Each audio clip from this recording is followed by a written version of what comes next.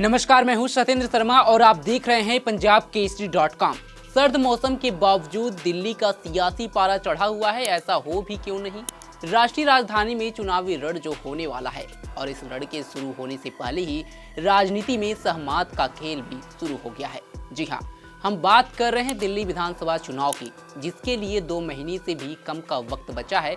ऐसे में सभी राजनीतिक दल जोर आजमाइश में जुटे हुए हैं। इसमें सबसे आगे नजर आ रही है दिल्ली की सत्ताधारी पार्टी आम आदमी पार्टी। ऐसा इसलिए क्योंकि आपने सभी 70 विधानसभा सीटों पर उम्मीदवारों के नाम का ऐलान कर दिया है। उधर कांग्रेस ने भी 21 उम्मीदवारों की पहली लिस्ट जारी कर दी है, लेकिन सबकी निगाहें केंद्र की सत्ताधारी बीजेपी पर है। आखिर भारतीय जनता पार्टी की दिल्ली चुनाव को लेकर क्या प्लानिंग है? अब तक पार्टी ने अपने पत्ते क्यों नहीं खोले हैं? सभी के मन में ये सवाल उमड़ रहा है। सूत्रों की माने तो बीजेपी किसी भी सूरत में आम आदमी पार्टी को दिल्ली विधानसभा चुनाव में हैट्रिक नहीं लगाने देना चाहती है। यही वजह है कि पार्टी कोई भी जल्दबाजी दिखाने के मूड में नहीं है। जिस तरह से हरियाणा और महाराष्ट्र में ऐसी चर्चा चल रही थी कि बीजेपी की स्थिति कमजोर है, हालांकि ग्राउंड पर प्लानिंग के साथ उतरकर भगवा पार्टी ने विरोधियों को चारों खाने चित कर दिया। बीजेपी नेतृत्व ऐसा ही कोई चौंकाने वाला दांव दिल्ली चुनाव में भी खेलने की तैयारी कर रहा है। सियासी जानकारों के मुताबिक बीजेपी के रणनीतिकार हर चुनाव को लेकर खास प्लानिंग करते हैं। कुछ ऐसा ही दिल्ली असेंबली इलेक्शन को लेकर भी तैयारी की जा रही है। यही वजह है कि पार्टी ने उम्मीदवारों को लेकर कोई आधिकारिक घोषणा अभी तक नहीं की है। हालांकि बीजेपी नेतृत्व कई बड़े नेताओं को इस चुनावी रण में उतार सकती है। इनमें सबसे बड़ा नाम पूर्व केंद्रीय मंत्री स्मृति ईरानी का है।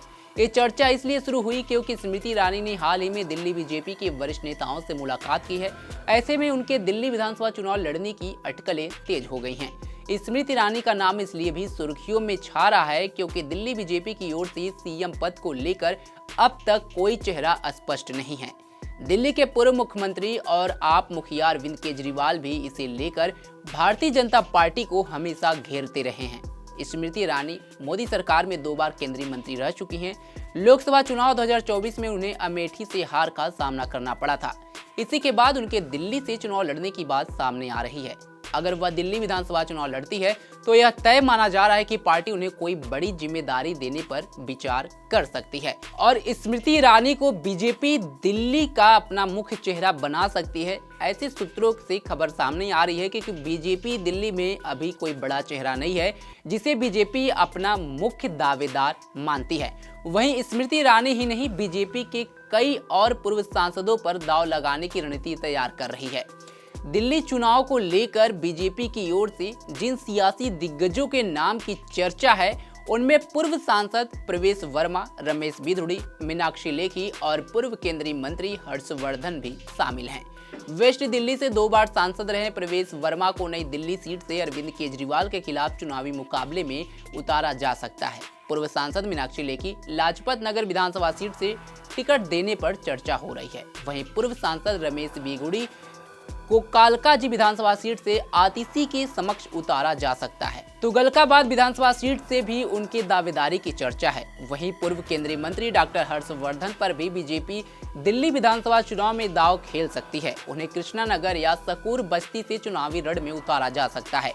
पूर्व केंद्रीय मंत्री विजय गोयल को लेकर भी चर्चाएं तेज हैं। इनके अलावा आशीष सूद और पूर्व मेयर नरेंद्र चावला के भी चुनाव मैदान में उतारने की अटकलें हैं। फिलहाल बीजेपी दिल्ली जीतने के लिए बड़ी तैयारी में जुटी हुई है। यही वजह है कि पार्टी ने दिल्ली में 8 दिसंबर से शुरू होने वाली परिवर्तन यात्रा को भी टाल दिया। सियासी जानकारों के मुताबिक बीजेपी इस चुनाव में किसी भी कीमत पर जीत चाहती है। यही वजह है कि उनकी नज़र पार्टी के किसी बड़े चेहरे पर है जिसने दिल्ली के वोटर्स में कोई भ्रम नहीं रहे।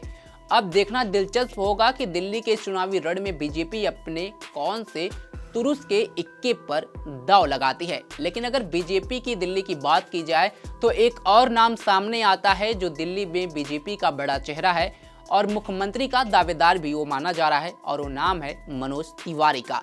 क्योंकि 2014 से लेकर के अभी तक मनोज तिवारी दिल्ली से सांसद रहे हैं और दिल्ली बीजेपी के प्रदेश अध्यक्ष भी रह चुके हैं।